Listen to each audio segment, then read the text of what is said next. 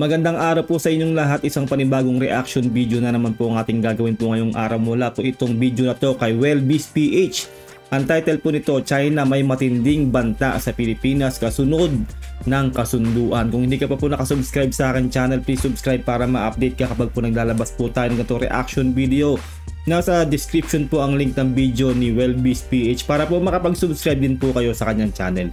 Simulan na po natin to, let's do this. Magandang araw sa inyong lahat mga kaibigan at welcome sa isa na namang episode. Ngayong araw ay pag-uusapan natin ang tumitinding tensyon sa South China Sea, particular sa pagitan ng Pilipinas at China. Sa mga nagdaang araw ay naglabas ng matinding pahayag ang China tungkol sa posibleng aksyon nito sakaling may maganap na paglabag mula sa Pilipinas. Ano ang ibig sabihin nito para sa ating bansa, kaibigan? At ano ang kasunduang nakalatag sa pagitan ng dalawang bansa? Yan ang ating tatalakayin at bubusisiin ngayon. Pero bago yan ay huwag kakalimutang mag-like at subscribe sa ating channel para laging updated ka sa ganitong klaseng video. Noong nakarang mga araw, nagbigay ng babala ang China na magiging matindi ang kanilang tugon kung sakaling may gawin ng Pilipinas na itinuturing nilang paglabag sa South China Sea. Ang pahayag na ito ay kasunod ng isang kasunduan ng Pilipinas at China na tinatawag na Rotation and Reprovisioning Mission sa Ayungin Shoal. Ang mission na ito ay tumutukoy sa regular na pag-ikot at pagsusupply ng mga pangangailangan ng mga barkong Pilipino na nakadeploy sa lugar na ito. Sa akin po talaga, dapat po talaga hindi na po tayo nakikipag-usap o nakikipagkasundo dyan sa China. Alam naman po natin talaga na sila po talagang kauna-unahang sumusuway sa napag-uusapan. Nagsasayang lang po tayo ng lahat ng effort po natin sa China. Ayon kay Chinese Foreign Minister Wang Yi, sa kanilang naging pulong ni Foreign Affairs Secretary Enrique Manalo sa ginanap na ASEAN meeting sa Laos, binigyang diin niya na kinakailangang manatiling tapat ang Pilipinas sa mga pangako nito sa ilalim ng kasunduan. Tayo pa talaga yung kailangan maging tapat sa kasunduan no? Tama-talang sila nga itong hindi sumusunod talaga. At para sa akin po talaga, wag na po tayo makipag-deal dyan sa China na yan. Ako, nakakainis talaga. Na napagkasunduan ng dalawang bansa.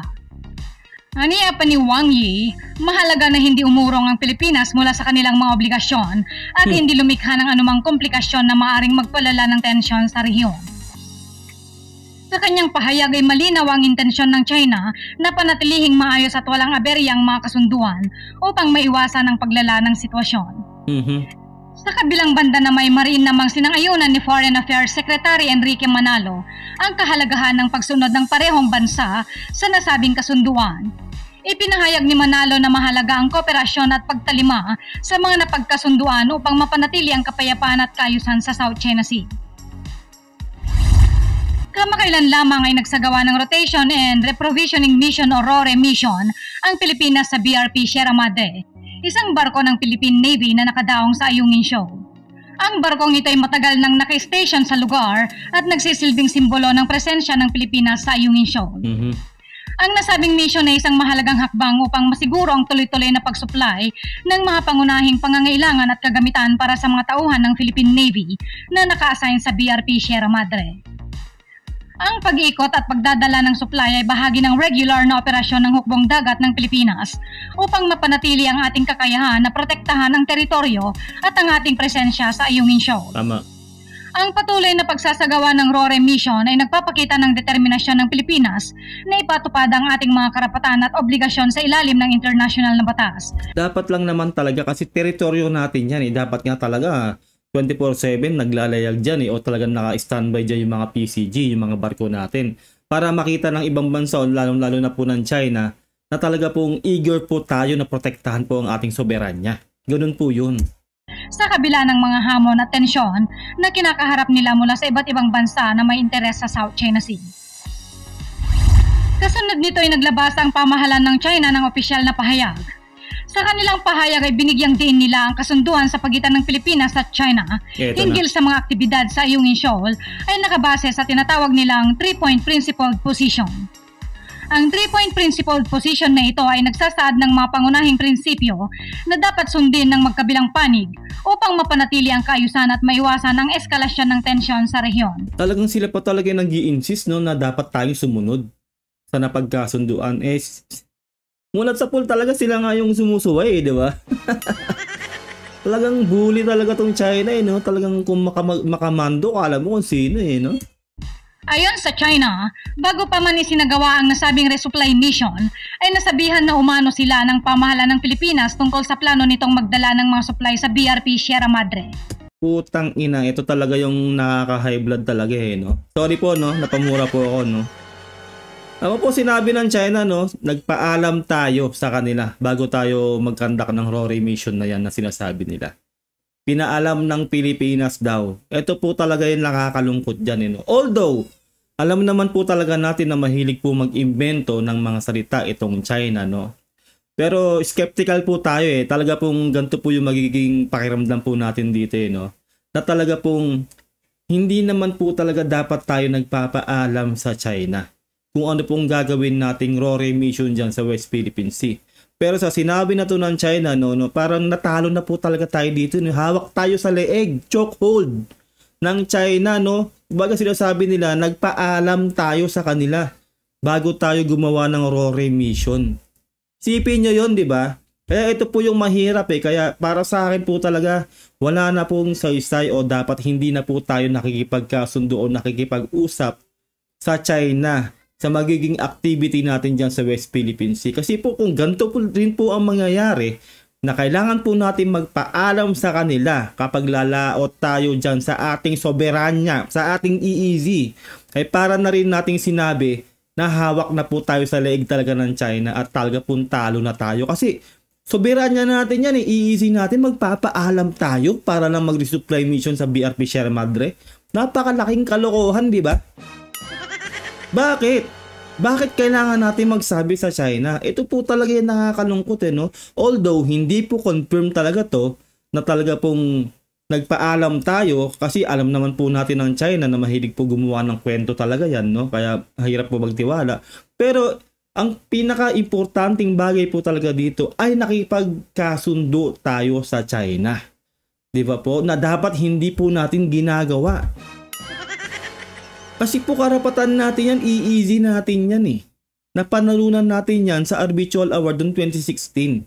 Hindi tayo kailangan makipagkasundo sa China para lang makapaglayag tayo ng mapayapa dyan sa West Philippine Sea o dyan sa Ayungin Shoal. Kasi teritoryo natin yan. Kung ganun din lang na magpapaalam tayo kada magro-RORE mission tayo sa West Philippine Sea, eh wala na talaga. Talagang hawak na tayo sa leg talaga ng China, real talk. Diba? Mukha lang tayong tanga. No, parang sabihin na lang natin magpasakop na tayo sa China kung ganun din lang. Di ba po? Comment down below po no, kung ano po nararamdaman nyo dito po sa narinig po natin dito sa sinabi na to. Nagsasaad ng mga pangunahing prinsipyo na dapat sundin ng magkabilang panig upang mapanatili ang kaayusan at maiwasan ang eskalasyon ng tensyon sa rehiyon. Ayon sa China, bago pa man isinagawa ang nasabing resupply mission, ay nasabihan na umano sila ng pamahalaan ng Pilipinas tungkol Nasabihan na sila ng pamahalaan ng Pilipinas. Nagpaalam na ang Pilipinas. Wisit talaga, di ba? sa plano nitong magdala ng mga supply sa BRP Sierra Madre. Ito ay isang mahalagang hakbang upang tiyakin na mayroong transparency at komunikasyon sa pagitan ng dalawang bansa na layuning maiwasan ang anumang hindi pagkakaunawaan o hindi pagkakasunduan. Dagdag pa rito, kinumpirma rin ng China na nung isinagawa ng resupply mission ay napatunayan nila on site ng mga dala ng barko ng Pilipinas ay tanging mga humanitarian living necessities lamang. Diba? Napatunayan na humanitarian necessities lang ang dala natin. Anong ibig sabihin nila doon? No, na talaga pong hindi tayo pa pwedeng magkumpuni ng BRP Sierra Madre, na talagang pag nagdala tayo ng construction material doon, ay gagirahin talaga tayo, talagang harasin tayo. Well, karapatan po natin na ayusin ang BRP Sierra Madre at hindi dapat tayo nagpapaalam sa China kung anong dadalhin natin doon sa BRP Sierra Madre. Tamo, ini-insist talaga nila dito na humanitarian living necessities lang ang dala natin. So, hindi talaga tayo pwedeng magdala ng construction material. Isipin nyo yun, soberanya natin yan, i-easy natin yan, atin yung lugar na yan, kailangan pa natin magpaalam sa China. At hindi nga tayo pwede magdala ng iba pong bagay dyan, kundi really, natin dyan, para lang humanitarian living necessities na pagkain lang o damit o kung whatever lang ang pwede natin dalhin dyan. Anong saysay nung atin niyang teritoryo na yan kung magpapaalam tayo sa China at matatakot tayo sa China na kumpunihin ng BRP Sierra Madre? Ito po yan no? Para sa akin po, inaantay lang po talaga ng China na mabulok talaga ng tuluyan yung BRP Sierra Madre para pag lumubog yan o mawala yung BRP Sierra Madre na yan, tuloy-tuloy na po ang pagsakop nila dyan sa teritoryo natin na yan sa Ayungin Shoal. Real talk.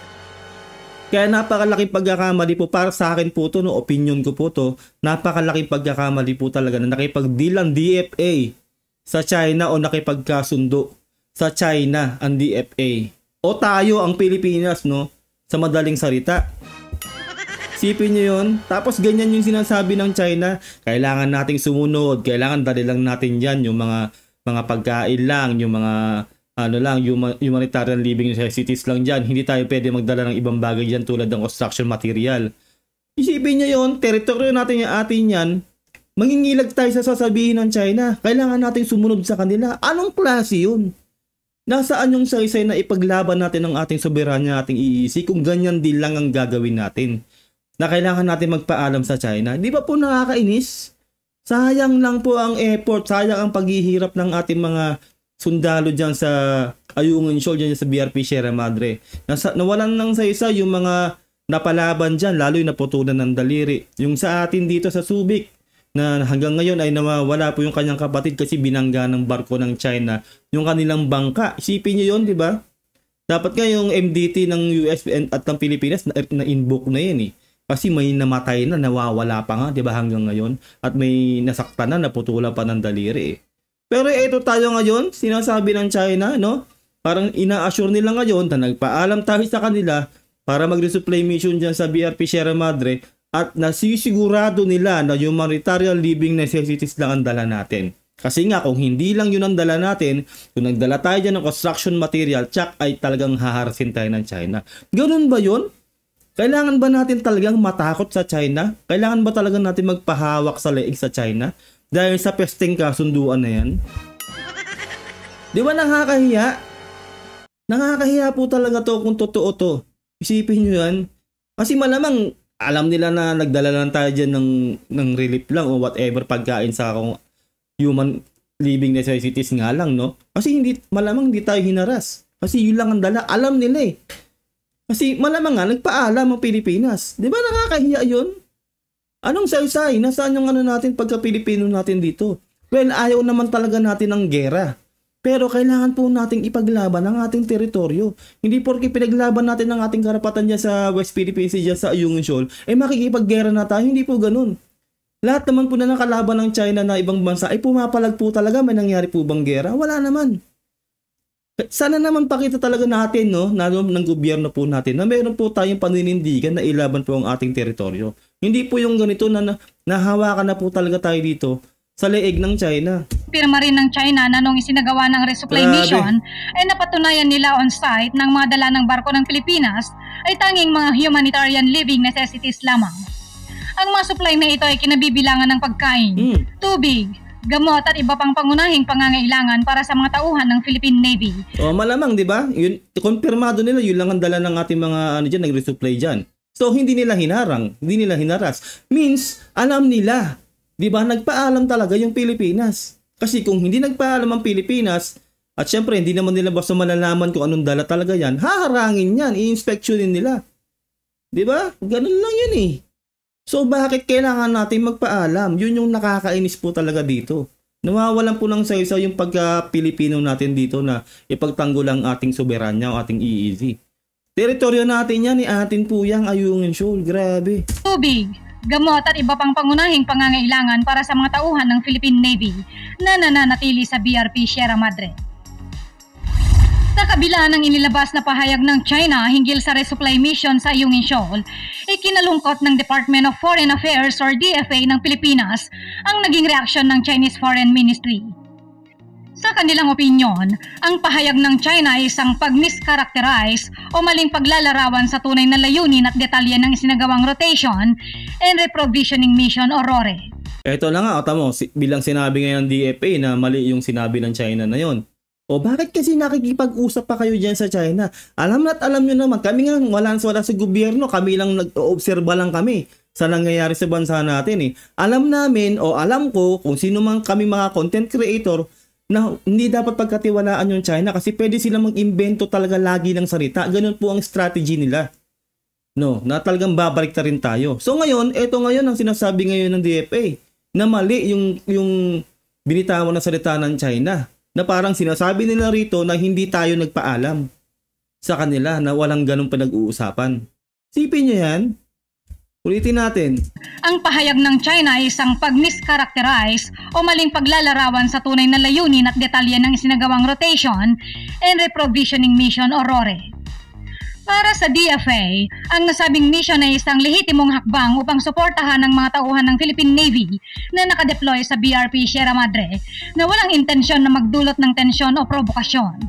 Sana naman madala na tong DFA no o ang ating ibang sangay ng gobyerno na nakikipag-usap dyan sa China. Madala na sana kayo na hindi po talaga dapat nakikipagkasundo dyan sa China. Hindi po dapat natin pagkatiwalaan ng China. Unang-una, wala po silang pakialam sa ating batas.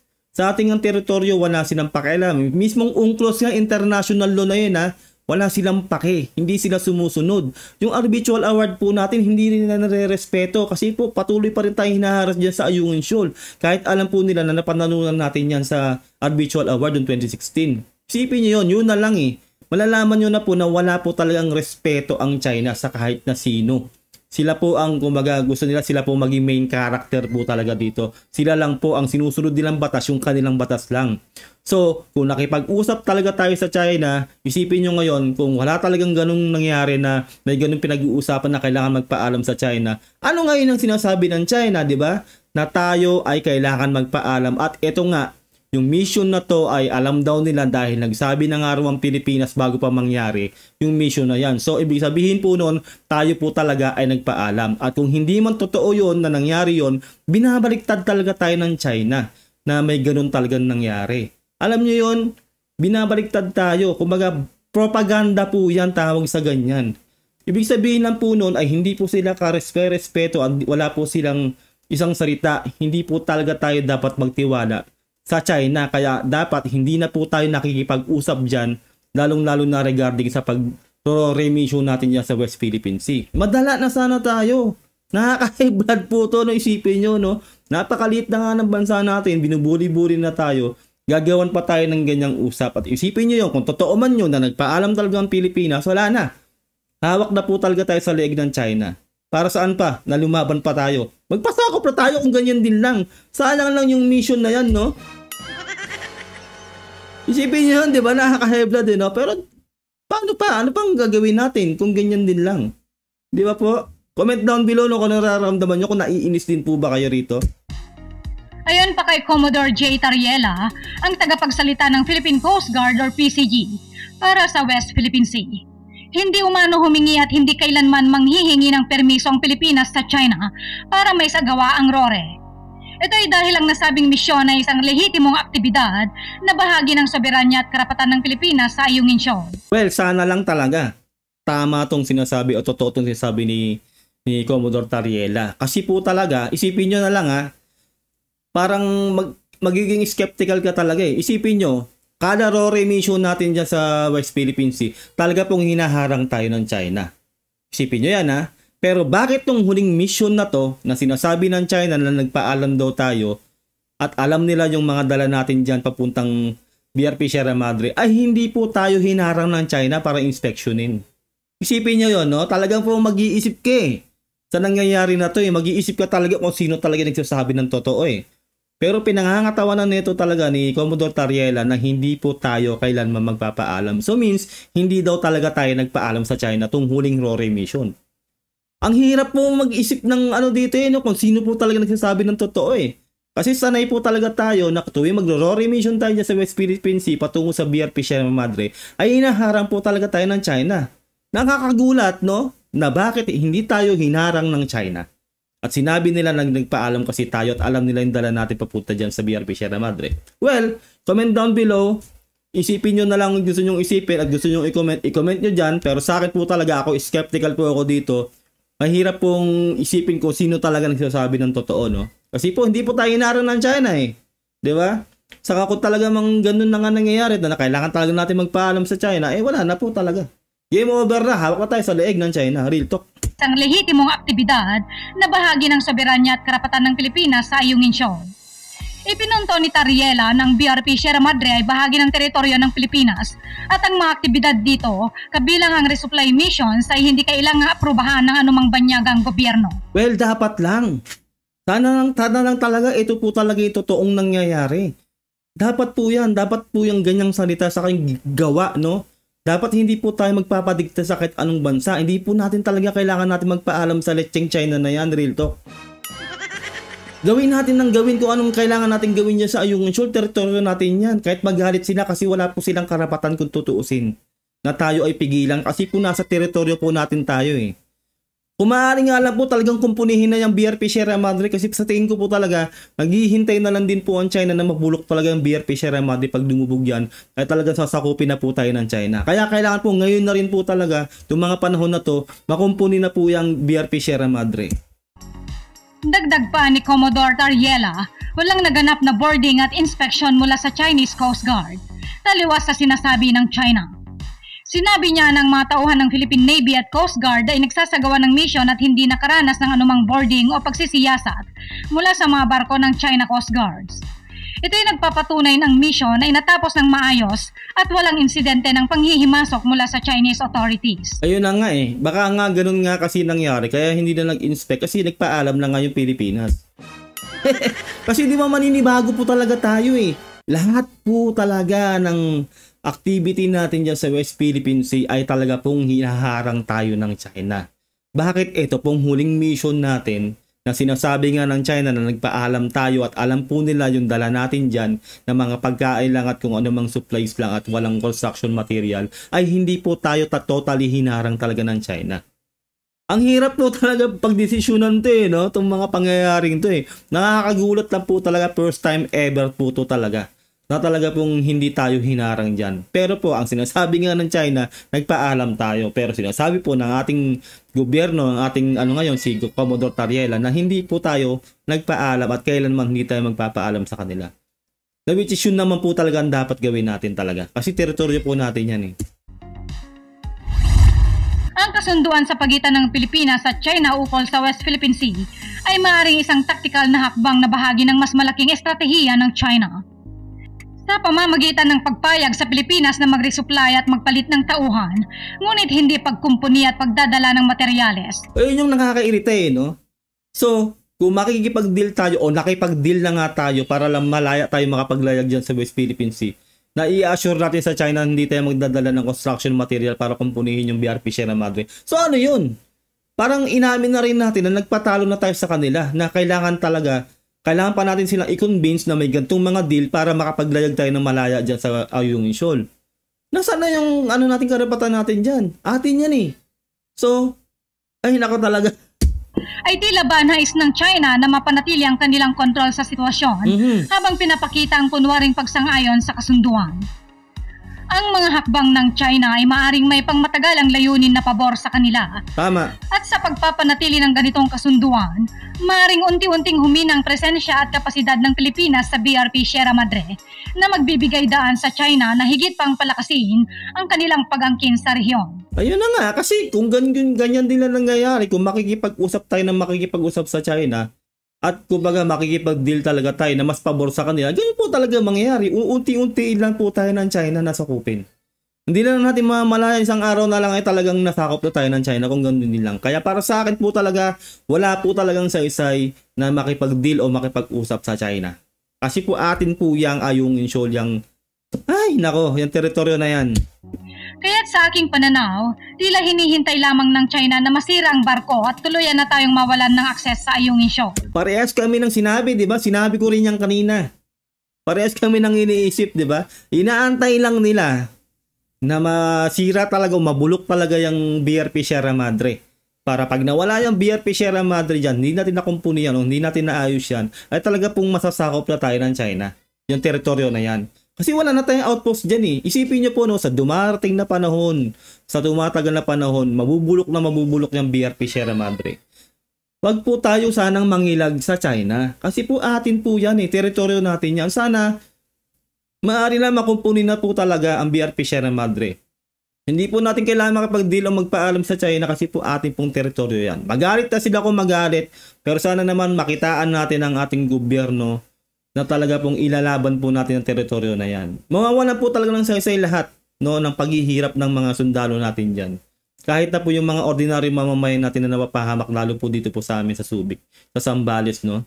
Sa Baho de Masinloc, lagi po silang nabubuli dyan ng mga Chinese. Isipin niyo po yun. Sana po talaga sa gobyerno po natin, no, wag po tayo makipag-usap na dito sa China. Malinaw na ang kasunduan sa pagitan ng China at Pilipinas ay puno ng mga hamon at hindi pagkakaunawaan. Tama. Bagamat mayroong mga kasunduan at prinsipyo na sinusunod, tila may mga taktikal na hakbang ang China na maaaring magdulot ng hindi kanais-nais na resulta para sa Pilipinas. Correct. Ang patuloy na tensyon at mga alitang ito ay nangangailangan ng masusing pagsusuri at maingat na diplomasya upang mapanatili ang kapayapaan at kaayusan sa rehiyon. Well, sa akin talaga wag na po makipag-usap. Sayang din po yung effort po ng ito po yan, pakinggan nyo mabuti mga subscribers ko, no? Sa mga viewers ko, pakinggan nyo po kaya nagigigil ako. Masasayang din po kasi yung effort ng iba't ibang bansa na sumusuporta po sa atin, particularly na po ang US. Grabe po yung suporta sa atin ng US, pinapalakas po tayo ng US, talaga po yung sandatahang lakas natin, susuportahan tayo. Yung training po ng ating mga kasundaluhan, lahat halos po at hindi lang po US, no, pati iba pa pong bansa, Australia, Japan, Singapore, marami pa po mga South Korea, lahat po yan, India. Masasayang po lahat ng effort, ng tulong nila sa atin, ng suporta nila. Kung magbila na lang malalaman po nila talaga na talaga pong nakipagkasundo na tayo sa China. Paano na lang yan kung talagang malaman nila yan at mawalan na sila ng loob na suportahan tayo. Ang ganda na po talaga ng relationship ng Pilipinas sa mga bansang yan. Madidismaya po talaga sila kung mangyayari po yan na malalaman nila na hawak na tayo sa leg ng China. Kaya nga po tayo sinusuportahan ng mga bansang yan. Ipakita po sana natin sa mga bansang yan na tumutulong po sa atin na hindi po tayo magpapasakop sa China. Kaya nga po sila tumutulong para lumakas po yung loob ng tayo, ng Pilipinas, no, lalo ng gobyerno natin na lumaban sa mapanakop na China. Kasi po kung talaga pong malalaman nila yan, naku, madidismaya po sila, baka mag-pull out po sila. Mawawalan na rin po sila ng tiwala sa atin, kumbaga nag-effort po silang tumulong Tapos mawawalan ng saysay ng ganun-ganun lang. Kaya sana po maging maingat po ang ating gobyerno, lalo na po yung DFA, no. Sana po wag na po silang makipag-usap sa China kasi alam po natin na hindi talaga katiwa-tiwala ang China. Real talk. Hindi kaya ito'y bahagi ng mas malawak na estratehiya ng China upang mapalakas ang kanilang kontrol sa South China Sea? Hindi kaya't dinadagdagan lamang ng China ang komplikasyon upang magkaroon sila ng leverage sa mga negosasyon at mapanatili ang kanilang dominanteng posisyon sa rehiyon. Tama yon. Kasi nga, kung makikipagkasundo tayo tapos babaliktarin tayo ng babaliktarin, papalabasin nila talaga tayo yung hindi sumusunod. Magkakaroon talaga sila ng leverage. Totoo yon yung sinabi ni Welby's PH, no? Na parang hindi sila sumusunod nakikipagkasundo sila, hindi naman sila sumusunod gigirahin na namin sila. Kami yung totoong may tama dito. Ganun po yun, iipunin nila yan. Alam niyo naman po black propaganda ng China. Ganun po yan, hindi po katiwa-tiwala. Lagi ko nga pong sinasabi dito sa mga reaction video ko, taliwas po ang sinasabi ng China sa ginagawa nila. Kaya hindi po talaga sila dapat pagkatiwalaan. Kaya sana po talaga sa gobyerno po natin, wag na po tayo makipagkasundo, makipag-usap dyan sa pesting China na yan. Magmumukha po tayong katawa-tawa dito. Marami pang tanong ang nangangailangan ng kasagutan, kaibigan. Ngunit isang bagay lamang ang tiyak. Ang Pilipinas ay dapat manatiling matatag at determinado sa pagprotekta ng ating soberanya at teritoryo. Tama. Dapat tayong magpatuloy ng mga lehitimong hakbang tulad ng Morore Mission at tiyakin na ang ating mga karapatan ay hindi nalalabag. Tama. Anong masasabi nyo sa ating tinalakay ngayon, kaibigan? Paki-comment lamang po sa ibaba. Maraming salamat po. Ayun lang po, no, nagawan po natin ng reaction video tong video ni Welby's PH. Na high blood po talaga ako sa mga narinig ko, no. Uulitin ko po, sana po wag na pong makipagkasundo po ang ating gobyerno. Kahit ano pa pong sangay ng gobyerno natin, no, na makipag-usap sa China. As wala pong saysay yan, babaliktarin lang po tayo ng China. Gagawan lang po tayo ng usap niyan. Black propaganda po ang gagawin nila. Hanggang sa magkaroon lang po nga raw sila ng leverage para talaga po tayo ay mapasama at tayo po ay mabaliktad po nila. Hindi po natin kailangan magpaalam sa China tuwing may gagawin tayong Rore Mission dyan sa West Philippine Sea. Atin po yan, napanalunan po natin sa Arbitral Award 2016. Karapatan po natin kumpunihin ang BRP Sierra Madre. Nako, maging aral po sana to, no? Sana po talaga makinig po ang ating gobyerno. Kasi po, hindi po katiwa-tiwala ang galawan talaga ng China. Comment down below kung ano pong nararamdaman nyo po sa ating na gawa ng reaction video na yun, na video ni Welby's PH. Nasa description po ang link, ang video ng kanyang yung kanyang video at ang kanyang channel para po makapag-subscribe kayo sa kanyang channel. Don't forget to subscribe din po sa akin channel para ma-update kayo kapag naglalabas ako ng ito reaction video. Always like the video po, no? Nakakatulong po sa amin yung mga content creator para po makita pa po ng maraming tao ang ating mga video. Ingat po kayo lahat. Until next time, God bless and peace out. Bye.